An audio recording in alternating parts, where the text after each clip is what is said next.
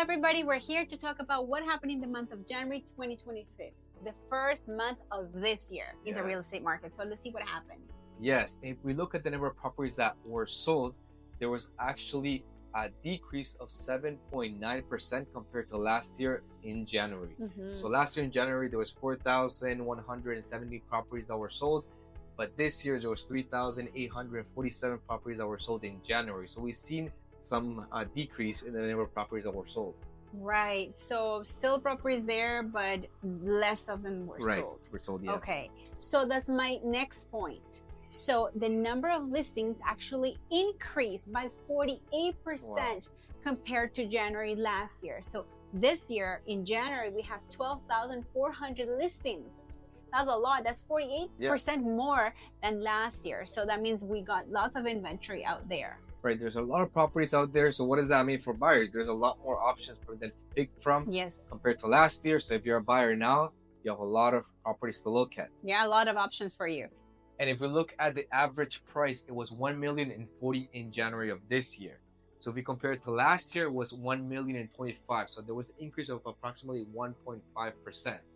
So we've seen a little bit of growth between last year January compared to this year January. And the prices, right? Yes. So now talking about pricing, you mentioned that it went up by 1.5, not too much, but still went higher, so it didn't go lower. The forecasted by TRREB, you know, at the beginning of the year, they have all the forecasting, what is going to happen in the real estate market. So they're saying that for 2025, the forecasted is going to be that prices are going to increase by 2.6%. So they're going to continue to increase slowly, but they will still increase. Right. So they're forecasting that it's not going to drop, but it's going to continue to go up. By little by little, right? Yeah. Within the year. Yeah. Do you think that has to do with the interest rates as well? Well, that's a good question. We have seen in the last announcements that they continually dropped interest rate every single time. They did in January. It seems like they're going to do the same in March when is the next announcement. So we've seen a lot of the buyers that are taking advantage of this and making the decision. We've seen the other buyers, based on decisions that we're seeing from the government and on the other side of the border, they're being more cautious and they're staying on the sidelines, right, and not making decisions yet.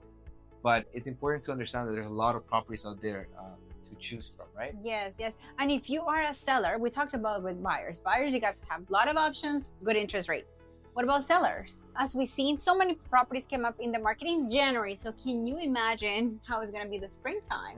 So if you're considering selling your home and just sitting and waiting, I would say get ready, call your agent, call us if you have any questions. When should it be a good time to start preparing my home?